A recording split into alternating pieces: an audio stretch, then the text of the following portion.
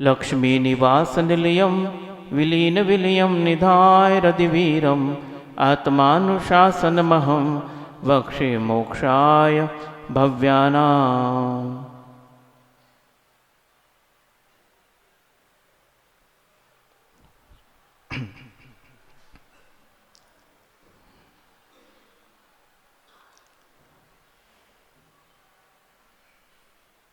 शारीरिक दुखों के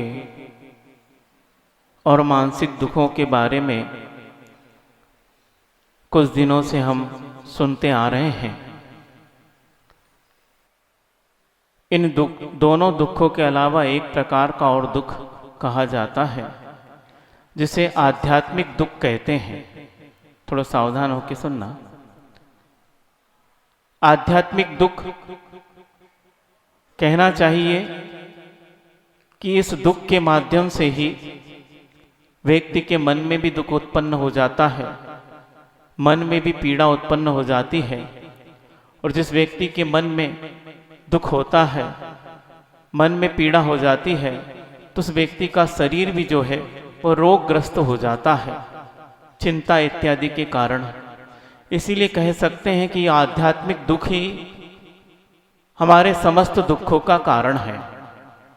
संसार में हम जितने भी दुख प्राप्त कर रहे हैं वे हमारे इस आध्यात्मिक दुख के कारण ही है। महाराज जी, आध्यात्मिक दुख होता क्या है? प्रश्न उठ सकता है, तो हम इधर धीरे धीरे समझेंगे। पहले हम अध्यात्म जो शब्द है उसके बारे में समझते हैं कि ये शब्द कैसे बना। इस शब्द को समझने के लिए पहले हम संधि विच्छेद करते हैं। संस्कृत व्याकरण में आता है अधि धन आत्मा। इन दोनों शब्दों का जब संधि होती है तब अध्यात्म शब्द बनता है। अधि धन आत्मा, आपने व्याकरण तो पढ़ी होगी ना, संधि विग्रह और संधि कैसे करते हैं। तो इस शब्द की संधि विच्छेद की तो ये दो शब्द निकले। संस्कृत में नियम है कि ई वर्ण के सामने कोई असमान वर्ण आ जाए, असमान अर्थात जो ई वर्ण के समान नहीं है। ई वर्ण के समान ई जो ईख का होता है वो समान माना जाता है, और बाकी जितने भी स्वर हैं वे सब असमान माने जाते हैं। तो ई के सामने कौन आ गया? आ गया, है ना, असमान वर्ण हुआ। तो ई का य हो जाता है यकार, तो क्या हो गया? अद और ध आधा रह गया, और य में आ मिल गया तो अध्यात्म। इस प्रकार का यह शब्द निष्पत्ति हो गई। तो इसका अर्थ क्या हुआ? अधि धन आत्मा। अधि का अर्थ होता है निकट और आत्मा का अर्थ होता है आत्मा। तो जो आत्मा के निकट ले जाए उसका नाम अध्यात्म है। जो परिणाम हमारे आत्मा के निकट ले जाता है वह परिणाम को यहाँ पर आचार्य परमेष्टियों ने अध्यात्म कहा है। जब व्यक्ति का मन आत्मा के बारे में केवल विचार करता है, जब व्यक्ति का वचन आत्मा के गुणों का वर्णन करते हैं और व्यक्ति की आचरण भी केवल आत्मा को प्राप्त करने के लिए होते हैं, उस व्यक्ति के जीवन में अध्यात्म उतर कर आ जाता है। उस व्यक्ति को हम आध्यात्मिक व्यक्ति कह सकते हैं। अर्थात उसके जीवन में हर पल में केवल आत्मा ही मुख्य होती है। आत्मा के अलावा संसार के प्रत्येक प्राणी, हालांकि वो भी आत्मा है, जैसे मैं आत्मा हूं, आप सब बैठे भी आत्मा है, पुद्गल नहीं है, हालांकि पुद्गल में बसे हो अलग बात है, लेकिन आप पुद्गल नहीं है। आपका स्वरूप जो है आत्मा चेतनात्मक है, इसलिए आप भी आत्मा है, लेकिन फिर भी आप दूसरी आत्मा है। उस आध्यात्मिक पुरुष को केवल अपनी ही आत्मा से प्रयोजन होता है, पर व्यक्ति की आत्मा से प्रयोजन नहीं होता है। उस व्यक्ति को हम आध्यात्मिक व्यक्ति कहते हैं। और वो जितने भी परिणाम हैं जो केवल अपनी आत्मा के निकट ले जाते हैं, उन परिणामों को अध्यात्म कहा जाता है। आचार्य कुंद कुंद भगवान ने बहुत सुंदर ऐसी गाथा लिखी है समयसार में। अहम एक को खलु शुद्धो दंसन नाण वयो सदा रूबी नहीं अति मंच किंच भी अन्नम परमाणु मित्तम पे। यह अध्यात्म के परिणाम है। अपनी आत्मा के निकट ले जाने के लिए गाथा बहुत ही सर्वोपरि है कि क्या व्यक्ति सोचता है, जो आत्मा के निकट जाना चाहता है उसका विचार क्या होता है? अहम एक को, मैं अकेला हूं। हालांकि अकेले का अनुभव कई लोग करते हैं। जब नरक में कोई जाता है नारकी प्राणी, वहां भी वो अकेलेपन का अनुभव करता है। क्यों? वहां कोई उसका परिवार नहीं है, कोई सगे संबंधी नहीं है।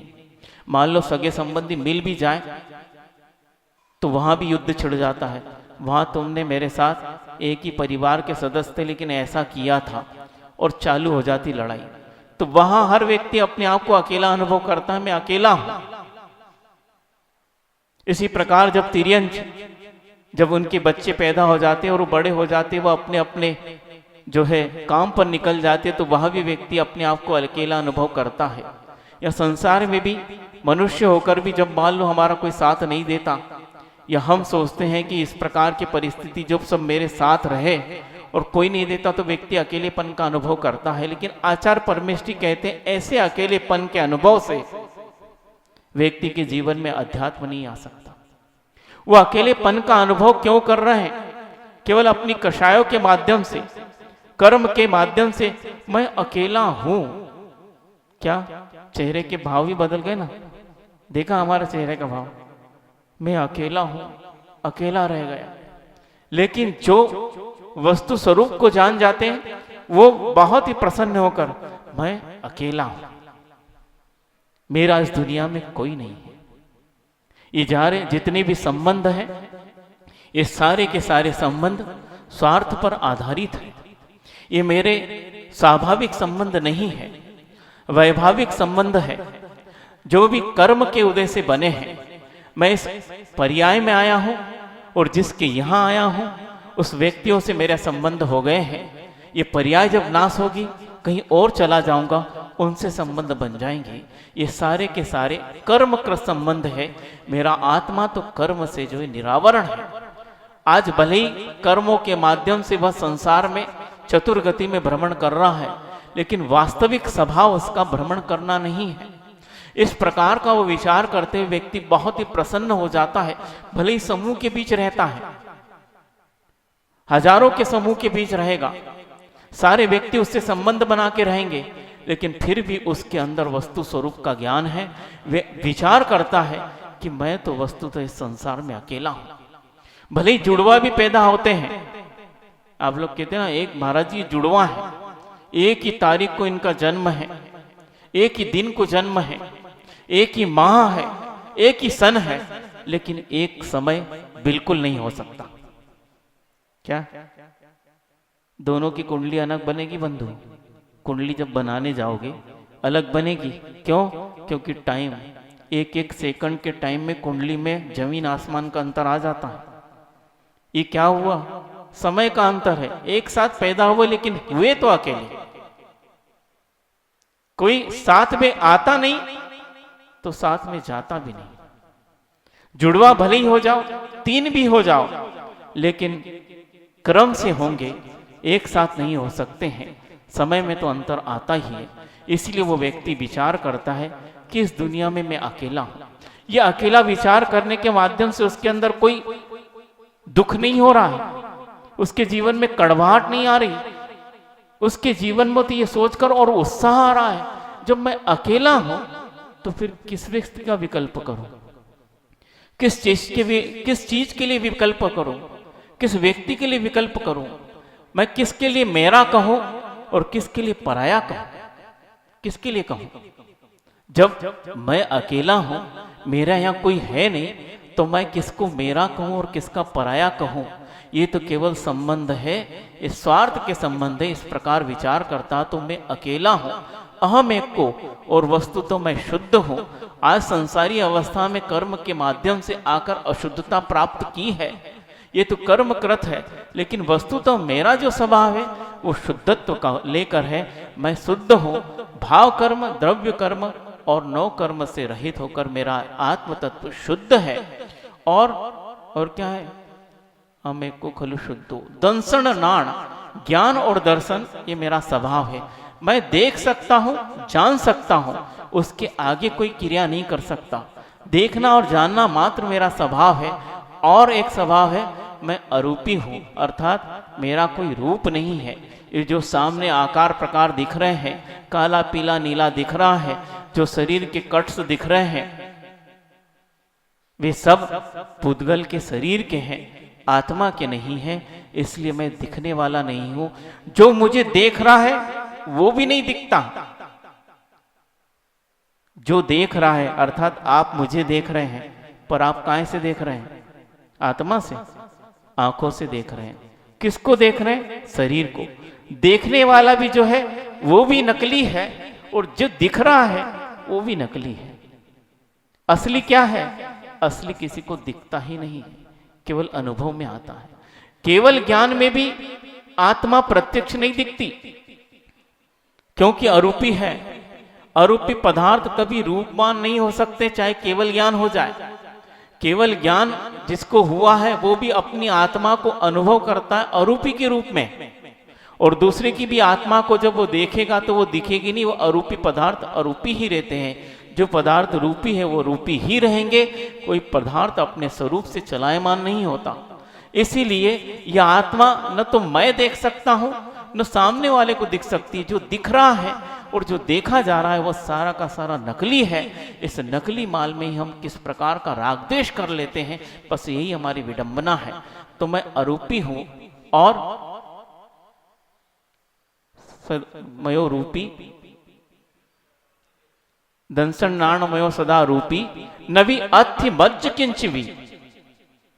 मेरा यहां पर अणु मात्र भी, अन्नम परमाणु मित्तम भी, अन्य कोई भी परमाणु, अर्थात परमाणु उसको कहते हैं जो पुद्गल की सबसे छोटी इकाई है, जिसका दूसरा भाग नहीं हो सकता, जिसका किसी भी माध्यम से दूसरा भाग नहीं हो सकता है, बुद्धि के माध्यम से नहीं। वो सबसे छोटी इकाई जो परमाणु की है, वह पुद्गल की जो सबसे छोटी इकाई है, वो परमाणु मात्र भी यहाँ संसार में मेरा नहीं है, केवल मेरा आत्म तत्व है। और वह परमाणु से नहीं बना है, वह अरूपी तत्व है और वह मेरा है। बाकी यह संसार जो है बिल्कुल झूठा और नकली है। इस प्रकार का जो विचार करता है वो व्यक्ति संसार के सारे संबंधों से ऊपर उठकर और अपने शरीर के संबंध से भी, ये सारे के सारे जो संबंध दिख रहे हैं तो बिल्कुल प्रकट है, बाह्य है, लेकिन जो शरीर से हमारे आत्मा का संबंध हुआ है वो बिल्कुल एक में हो गया है। इसलिए लगता है कि ये मैं शरीर, ये मेरा है, लेकिन वह शरीर भी मेरा नहीं। इस प्रकार का चिंतन करके वो शरीर के राग द्वेष और मोह रूप भाव से भी ऊपर उठकर केवल अपनी आत्मा के करीब चले जाते हैं। उस व्यक्ति को कहते हैं कि यह अध्यात्म परिणाम, और उस व्यक्ति के जीवन में आध्यात्मिक भाव बिल्कुल तैरने लगता है, और वह व्यक्ति संसार में रहकर भी संसार के संबंधों से अछूता हो जाता है। संबंध तो रहेंगे लेकिन उसमें वह गाफिल नहीं होगा, अज्ञान अवस्था को प्राप्त नहीं होगा। इन सारे क्रियाओं को, इन सारे संबंधों को देखकर वो केवल ज्ञाता दृष्टा भाव से अपने जीवन का यापन करेगा। उस चीज को कहते हैं अध्यात्म, और उसके माध्यम से उसको सुख प्राप्त होता है। किसी का विकल्प ही नहीं है। उसको चाहे कोई गाली दे दे, चाहे उसकी प्रशंसा कर दे, चाहे उसको थप्पड़ मार दे, कुछ भी कर ले, अब वो व्यक्ति प्रभावित नहीं इसलिए नहीं होगा क्योंकि ये सारी क्रियाएं जो हो रही है जड़ में हो रही है, मेरा चेतन तो इससे निरावरण है। इस प्रकार का भाव रखकर वो इन सब क्रियाओं में बिल्कुल ज्ञाता दृष्टा भाव बनाकर रहेगा और कोई विकल्प नहीं करेगा। इसलिए इसको कहते हैं आध्यात्मिक सुख। महाराज जी, आप तो आध्यात्मिक दुख की बात बताने वाले थे, आप तो उल्टा चले गए। पहले उल्टे को बता दे तब तो सिल्टा बताएंगे कि इसको आध्यात्मिक सुख कहते हैं। वह व्यक्ति संसार के सारे संबंधों से निर्विकल्प हो जाता है। अब कोई उसको वस्तु विकल्प उत्पन्न नहीं कर रही, और विकल्प ही तो दुख का कारण है। यह सब निर्विकल्प हो गया क्योंकि उसका विचार इस प्रकार का बन गया कि मैं संसार में अकेला हूं, मेरा किसी से कोई संबंध नहीं है। वस्तु स्थिति तो यह है, और यदि संबंध जो बन रहे हैं वे केवल इस पुद्गल शरीर को लेकर बन रहे हैं। ये पुद्गल जब नाश को प्राप्त होगा सारे संबंध यही रह जाएंगे ना। वो 12 भावना पढ़ते तो आप रोज पढ़ते हैं, आवाज भी आ जाती मंदिर में से, कमला चलत न पैंड। हाँ, हमको ही सुना दो। कई बार ऐसा होता है, चौके में आहार संपन्न हुए, भजन सुनाने की जगह राजा राणा छत्रपति। वो इसलिए भी सुनाते हैं क्योंकि महाराज जी घर में आए हैं और घर बहुत अच्छा है, कहीं देखकर इनको राग न हो जाए और यहीं रह गए तो हम किते जाएंगे। इसलिए वैराग्य भावना सुना देते हैं कि महाराज को वैराग्य आ जाए और घर से बाहर निकल जाए, इसीलिए सुनाते हैं। अपने आप को सुनाओ, क्या कह रही वस्तुस्थिति कि कमला अर्थात जो पत्नी है वो केवल देहरी तक जाती है, जिसके साथ तुमने ज्यादा मोह किया है, अत्यंत प्रगाढ़ मोह किया है, सबके लिए, केवल पत्नी के लिए नहीं, पत्नी के लिए पति, पति के लिए पत्नी, दोनों एक दूसरे से प्रगाढ़ मोह करते हैं। और वो व्यक्ति तो बाहर से आया मतलब घर का नहीं है और कितना संबंध प्रगाढ़ हो जाता है। तो इस प्रकार जिससे बहुत ज्यादा अनुराग था, संबंध था, और जिससे हम हर काम में सलाह लेते थे और उसका ही मुंह ताकते थे, ये तो मेरा साथ जीवन भर देगी अथवा ये मेरा साथ जीवन भर देंगे, इस प्रकार के भाव थे जिनके प्रति अंत में वो व्यक्ति सबसे पहले रुकता है। कहाँ रुक गया? देहरी तक। कोई शमशान जाते हैं? नहीं जाता है। वह कमला पत्नी जिसके प्रति हमारा राग था, वह देहरी तक मतलब घर से बाहर भी नहीं आई। मरघट तक कौन जाएगा? परिवार जाएगा, बंधु बांधु जाएंगे। और उसके बाद मरघट तक चले गए। लकड़ी की अच्छी सेज बिछी है, अभी तक तो आप मखमल के गद्दे पे सो रहे थे, अब लकड़ी के गद्दे बिछाया आपके लिए, अब सोना है आपको। और आगी लगाकर वह अपने अपने सुख को रोए, पिता पुत्र दारा। चले गए। जैसी आग लगती है एकदम होश आता, चलो भैया घरे चलने अब। अरे वो चले गए, चले गए तो चले गए, अब क्या कर सकते हैं। उनका कर्म था, वो चले गए, अपने को घर बार भी देखना है।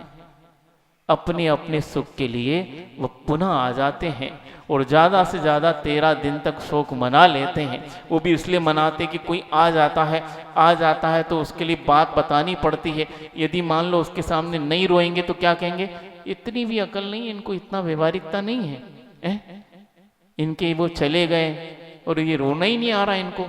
तो उनके लिए भी रोना पड़ता, लोगों को दिखाने के लिए। वस्तु स्थिति तो समझ में आ गई है। उस व्यक्ति को अपने ही आकुलता है जो सुख और दुख की वो सता रही है, वो जाने वाला व्यक्ति तो चला गया। तो इस प्रकार हमारा जीवन है, वह व्यक्ति सोचता है और यही आध्यात्मिक सुख है, क्योंकि अब किसी प्रकार का विकल्प नहीं है। उसको जीवन में ही विकल्प, इसको जीवन में ही समझ में आ गया। मृत्यु के बाद नहीं समझ में आया, पहले ही समझ में आ गया कि उसने सब संसार को देख लिया है कि सारे संसार में यही रीति है, सब अपने अपने सुख के लिए रोते हैं, दूसरे के लिए कोई रोता नहीं है। इसलिए संसार के स्वार्थ के संबंधी इसमें अपना जीवन बर्बाद नहीं करना है।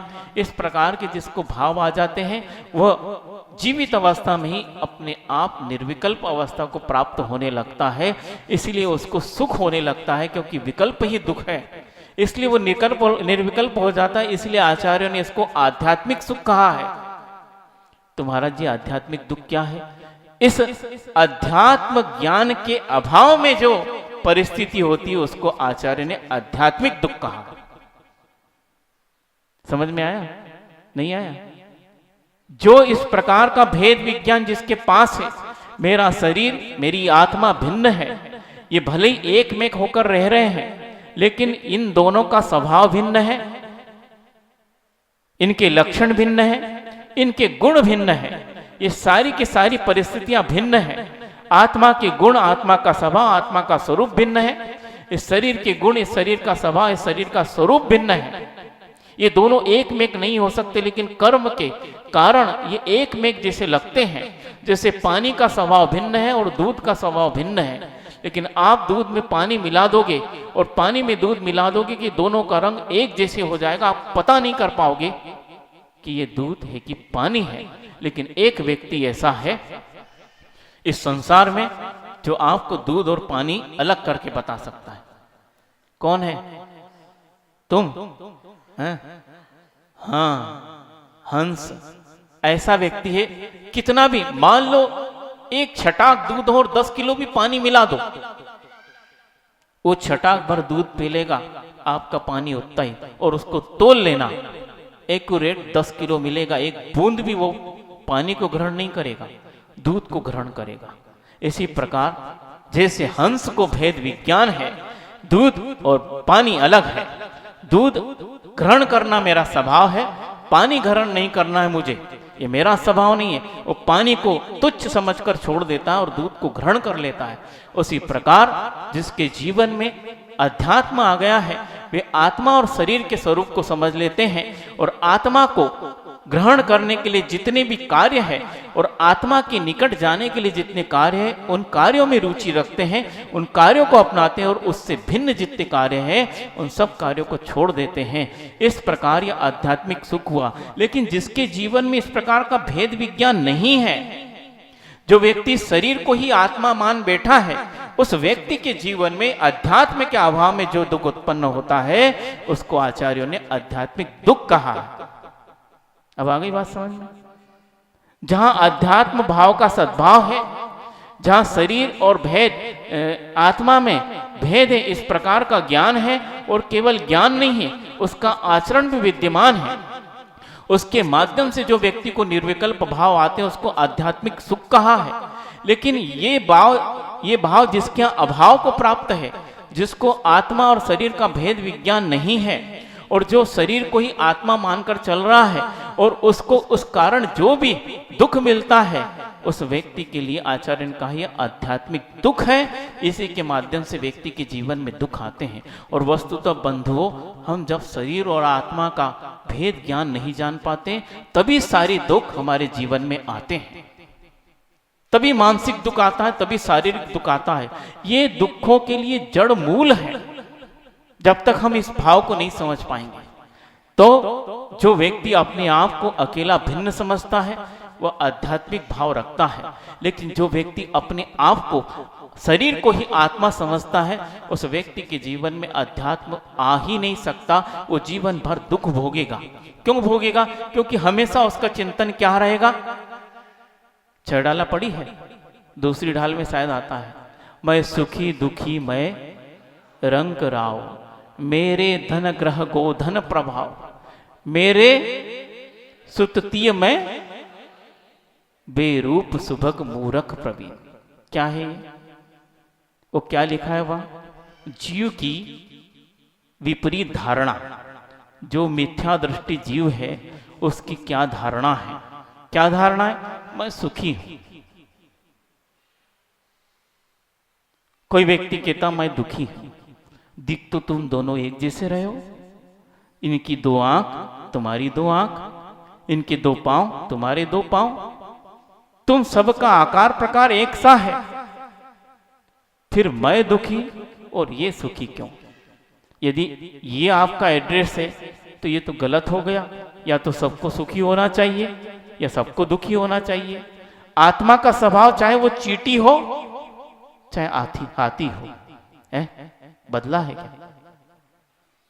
वो चींटी भी ज्ञाता दृष्टा है और वो हाथी भी ज्ञाता दृष्टा स्वभाव है, क्योंकि दोनों में आत्म तत्व है, चेतनता है। लेकिन यहां व्यक्ति के स्वभाव में भिन्नता कैसे आ गई? ये स्वभाव नहीं है, ये तो मान्यता है। व्यक्ति ने आत्मा को ही शरीर मान लिया है, कर्मों को ही आत्मा मान लिया है। जब साता वेदनी के उदय से ये शरीर को सुख की सामग्री मिलती है तो वह व्यक्ति सोचता है कि मैं सुखी हूं, जबकि आत्मा सुखी दुखी नहीं है। इस शरीर को जो सुख की सामग्री मिली है साता वेदनी के उदय से, इसलिए व्यक्ति अपने आप को सुखी मानता है। वो कर्म भी नाशवान है जिसके माध्यम से मिली है, और जो सामग्री मिली है वो भी नाशवान है, और ये भोगने वाला शरीर भी नाशवान है। तीनों ही मिटने वाले हैं, लेकिन उसके बाद भी स्वभाव क्या सोच रहा है? मैं सुखी हूं। ये जो अध्यात्म से विपरीत मिथ्या दृष्टि की धारणा है, यह अहम एक को नहीं, मैं अकेला हूं, यह धारणा जो अध्यात्म की है, जो सुख देगी, पर मैं सुखी हूं या मैं दुखी हूं, ये धारणा हमेशा आकुलता पैदा करेगी। मान लो सुखी हो गया व्यक्ति, मैं सुखी हूं, लेकिन फिर भी निर्विकल्प नहीं है, क्यों? सुखी तो हो गया। किससे हुआ? मेरे पास बंगला है, कार है, बहुत सारी जमीन जायदाद है, बहुत सारा धन पैसा है, इसलिए मैं सुखी हूं, इसी के कारण सुखी हो गया। लेकिन अभी निर्विकल्प नहीं हुआ। क्यों? जायदाद तो बहुत बड़ी है, जमीन 3-4 हजार एकड़ है, पर कोई कब्जा कर लेगा तो अब बैठे बैठे सोच रहे कोई कब्जा तो नहीं कर लेगा। और गाड़ी बिल्कुल दौड़ा रहे हैं पूरी जमीनों पर, कहीं किसी ने फेंसिंग तो नहीं लगा दी, किसी ने कोई झोपड़ी तो नहीं बना ली। चिंता में है सेठ जी, दिन भर चिंता लगी कोई कब्जा तो नहीं कर लेगा। मकान बना है बहुत अच्छा, कहीं ऐसा तो नहीं बनाने वाले ने कोई 2 नंबर का कार्य किया हो, घटिया सीमेंट मिला दो, कहीं गिर तो नहीं जाएगा। या इतना धन पैसा है तिजोरी में बंद है, कोई चोर तो नहीं ले जाएगा। ये सारी की सारी चिंताएं बनी हैं, फिर मैं सुखी हूं, इस प्रकार का कहना तो बिल्कुल गलत हो गया। वो सुख आने के बाद भी निर्विकल्पता नहीं है। इंद्रियों को सुख मिल रहा है, ये बात हम भी मान रहे हैं, शरीर को सुख मिल रहा है, ये बात हम भी मान रहे हैं, पर इसके बाद भी निर्विकल्पता नहीं है। और जो आध्यात्म के निष्ठ है, अध्यात्म जिनके जीवन में है, उनको यदि दुख भी होता है लेकिन वो दुखी नहीं होते हैं। दुख आना और दुखी होना में बहुत अंतर है बंधु।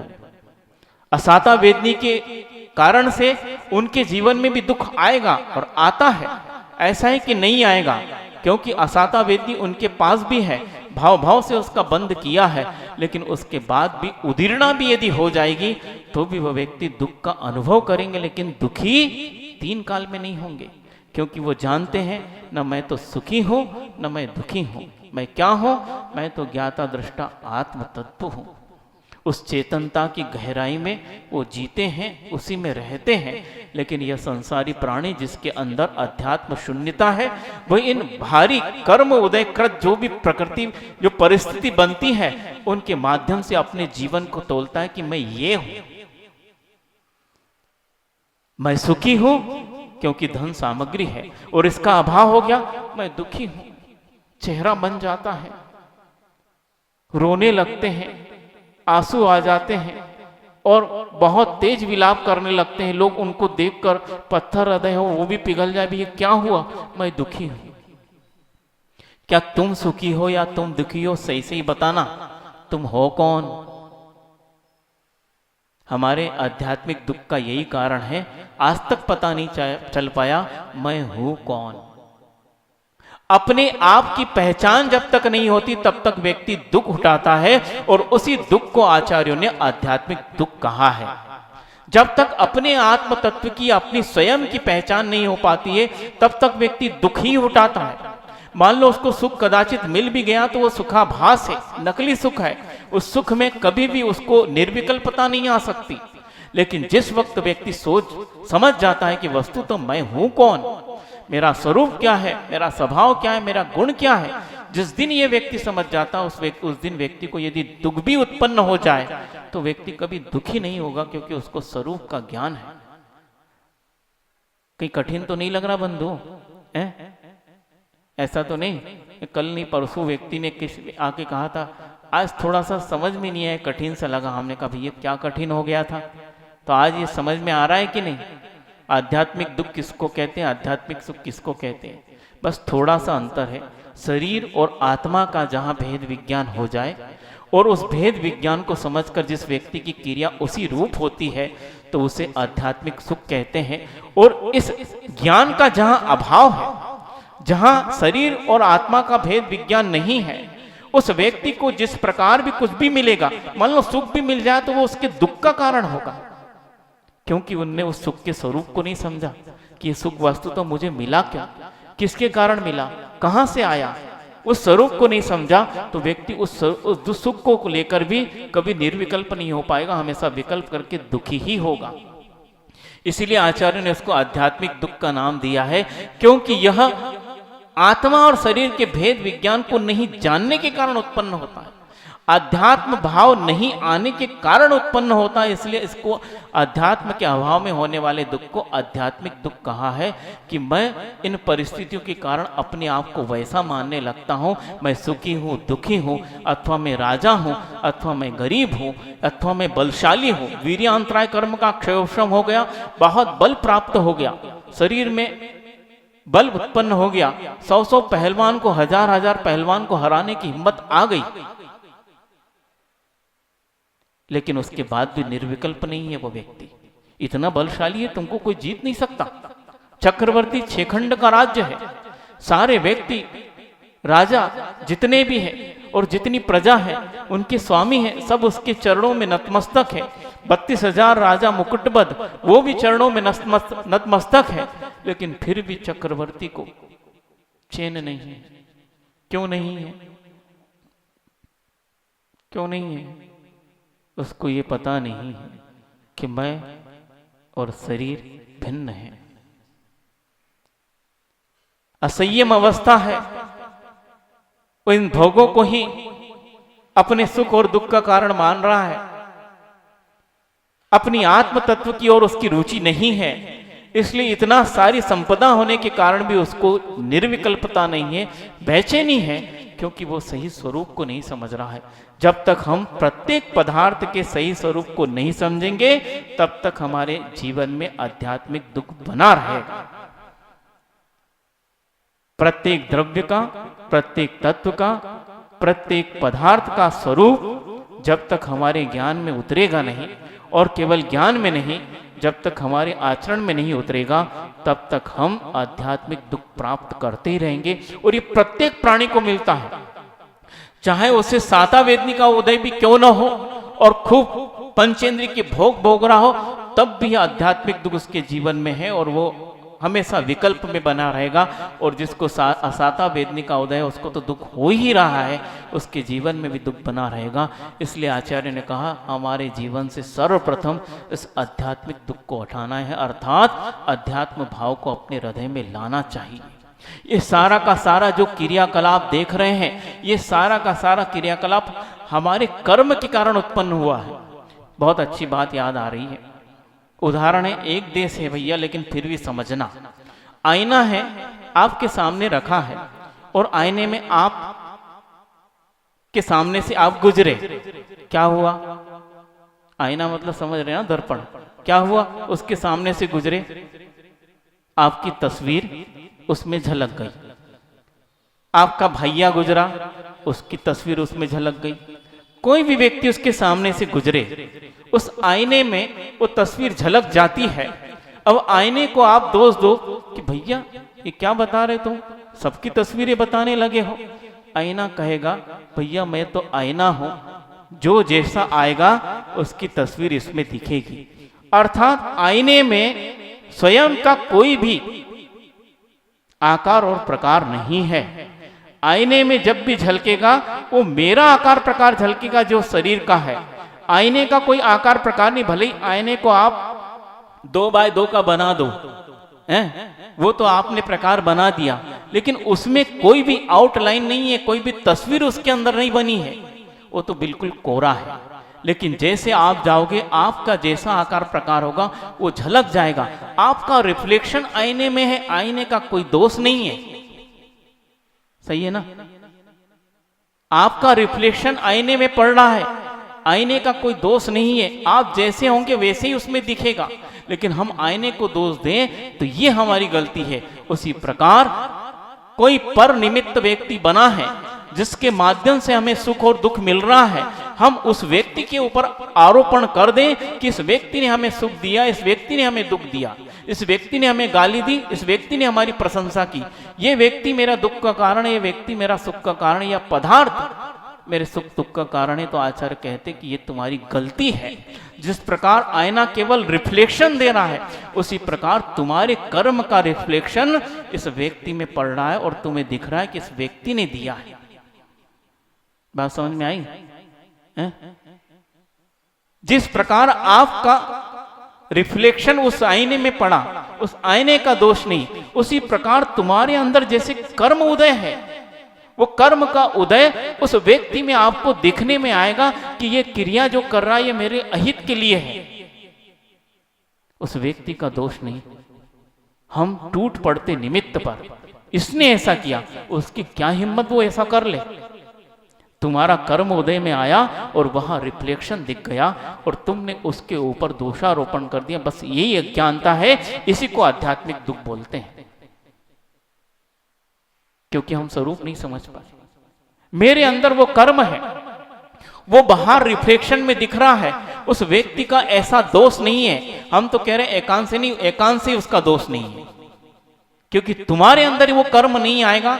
यदि तुम्हारे अंदर असाता नहीं आएगी तो सामने वाला तुम्हें दुख दे ही नहीं सकता, ये लिख लो, पक्का है। ये तुम्हारे अंदर असाता आई है, उस व्यक्ति ने इस प्रकार का कार्य किया है तो तुम्हें लगा मुझे दुख हो रहा है, तुम्हारे कर्म वहां रिफ्लेक्टेड हो रहे हैं, ये तुम्हारे ही हैं। बहुत अच्छा एक गाना है, आचार्य महाराज उसको पलट कर बोलते हैं, ऊपर वाला पासा फेंके नीचे चलते दाव, कभी धूप कभी छांव, है गाना। प्रदीप जैन ने लिखा, जैन है कि नहीं पता नहीं, प्रदीप नाम का है, शायद हाट पिपलिया का रहने वाला है वो। उसने ये गाने लिखे हैं, बहुत उसको कहते हैं आध्यात्मिक भजन जैसे लगते, बिल्कुल कर्म के ऊपर उनने आधारित होकर भजन लिखे हैं। पर थोड़ी सी आचार्य महाराज कहते गलती कर गए। क्या कर गए? जिन्होंने ईश्वरवाद को माना है वो ऐसा कह सकते हैं कि ऊपर वाला अर्थात भगवान पासा फेंकता है या नीचे दांव चलते। आचार्य महाराज कहते हैं ऐसा नहीं, अंदर वाला पासा फेंके बाहर चलते दांव, कभी धूप कभी छांव।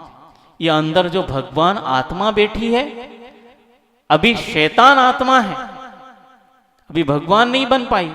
भगवान बनने की उसमें शक्ति है, ये पक्का है, लेकिन अभी कर्मों से आकृष्ट है, प्रभावित है, इसलिए शैतानियत उसमें आ गई है। ये अंदर से पासा फेंकती है और बाहर केवल दांव चले जाते हैं। वो दांव इस पासे ने चले हैं, उनकी कोई हिम्मत नहीं है। और बंधु, हम उन दांव में ही हारजित मान लेते हैं, इस पासे को कभी नहीं देख पाते। महाभारत में हुआ था जुआ, प्रसिद्ध है ना, शकुनी और युधिष्ठिर के बीच में। वो दांव ने नहीं हराया, उस पासे को फेंकने की जो कला थी युधिष्ठिर शकुनी के पास, उस कला ने ही उसको हरा दिया। लेकिन जो दांव चले गए, उस दांव से हमें लगा कि वो हारजित हो गई, उसका पूरा राज्य चला गया, उसकी पत्नी भी चली गई। इस प्रकार वह दांव को हम दोष देते हैं। ये दांव में कोई दोष नहीं है बंधुओं, वो तो पासा यदि नहीं चलोगे, पासा नहीं फेंकोगे तो दांव की क्या हिम्मत है, क्यों चल ले। वो लूडो खेलते ना, अब लूडो में यही है कि 4 घर बने हैं और पासा फेंकते हैं, कितने आए? 6 आए। उसके बाद वो गोटी खसकती है। मान लो 6 नहीं आएंगे तो क्या खसकेगी? तो फिर दांव का दोष कहां से आ गया? वहां तो हम बहुत अच्छा लूडो खेलते हैं और यहां खेलने में क्या परेशानी हो जाती है। जब वहां पासे को ही दोष देते हैं कि इसके पासे अच्छे गिरे इसलिए जीत गया, कभी ये नहीं कहा ये दांव अच्छा चला तो जीत गया। वहां तो पासों पर दोष है। तो बस बंधुओं, जिस प्रकार लूडो खेल आप जिंदगी में खेलते हो, तुम्हारा जीवन भी लूडो खेल के समान है। वो सार भी बोलते हो उसको, वो सार के समान है कि यह खेल है कि आप जितने पासे फेंकोगे बस दांव उतने ही चले जाएंगे। उस दांव का दोष नहीं है जो हम अंदर से पासा फेंक रहे हैं, और उस पासे को भी आपने स्वयं अपनी कला से, कला अर्थात मन वचन काय की जो प्रवृत्ति की, उससे अपने अंदर संचित किया है। और फिर उसी कार जब उदय आया और फेंका आपने पासा, और बाहर हमको लगता है कि दांव चले गए, इन व्यक्ति ने ऐसा किया। बस यही हमारा आध्यात्मिक अज्ञान है और यही दुख का कारण है। हम ये समझिए मेरा स्वयं का कर्म उदय है, इस व्यक्ति का रत्तिमात्र भी दोष नहीं है। ये व्यक्ति दोष कर कैसे सकता है, इसका मेरा संबंधी क्या है? कुछ व्यक्ति ऐसे जिसको आप पहचानते भी नहीं, लेकिन उसके प्रति एकदम द्वेष भाव हो जाएंगे। गुस्सा आ जाएगा। आपने उसको जानते हो क्या? नहीं, पता नहीं कौन है। फिर कैसे आ गया? जब आप जानते नहीं तो वो आपके लिए दांव कैसे चल सकता है? वो आपके लिए कुछ अहित कैसे कर सकता है? ये अंदर से व्यक्ति ने पासा फेंका है। स्वयं के अंदर का कर्म उदय आया, द्वेष रूप, और उस व्यक्ति से द्वेष हो गया। वो व्यक्ति द्वेष न तो द्वेष का पात्र है न राग का पात्र है। जैसे कर्म उदय आते हैं वैसे ही हमारे अंदर भाव उत्पन्न होते हैं। इसीलिए जो अध्यात्मनिष्ठ होते हैं वे सारा का सारा दोष स्वयं को देते हैं। भगवान मैंने ही कर्म किए हैं और मुझे ही भोगना है, इसमें निमित्त कोई भी दोषवान नहीं है।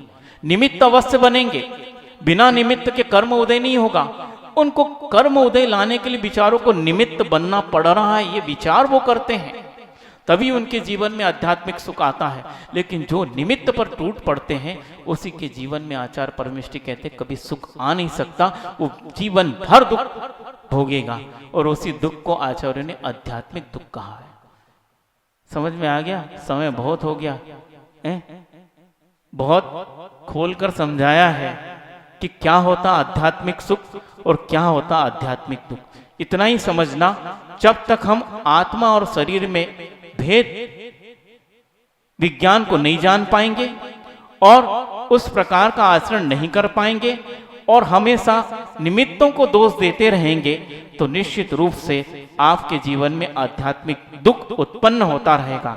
और जब व्यक्ति अपने और आत्मा और शरीर के भेद विज्ञान को जान लेता है, उसी और आचरण करता है और कभी निमित्त को दोष नहीं देता है, मेरे स्वयं के कर्म का उदय है इसलिए मैं किसी से राग द्वेष नहीं करूंगा, इस प्रकार का जो भाव आ जाता है उसी को व्यक्ति ने अध्यात्म कहा है। और वही अध्यात्म सुख है। और जिसके जीवन में है उसके जीवन में न तो मानसिक दुख आता है, न शारीरिक दुख आता है, न आध्यात्मिक दुख आता है। उसके जीवन में उत्तरोत्तर सुख बढ़ता जाता है।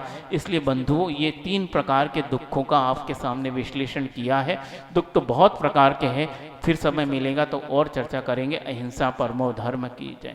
बोधि समाधि परिणाम शुद्धि स्वात्मोपलब्धि शिव सौख्य सिद्धि चिंता मणिम चिंतित वस्तु दाने तो मंद मानस ममास्तु देव। द्वादशंग जिनवाणी माता की जय। परम पूज्य आचार्य गुरु विद्यासागर जी महामणिराज की जय। परम पूज्य निर्यापक समन समय सागर जी महामणिराज की।